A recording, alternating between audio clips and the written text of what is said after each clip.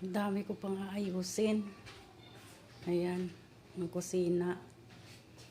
Ayan. Gumawa ako ng patungan ng ano, patungan ng kaldero.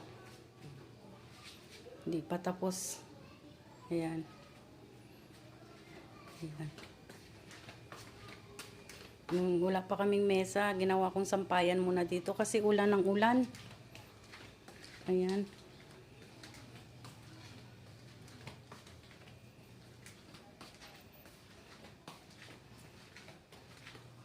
Yung terrace namin, puro sinampay. Ayan.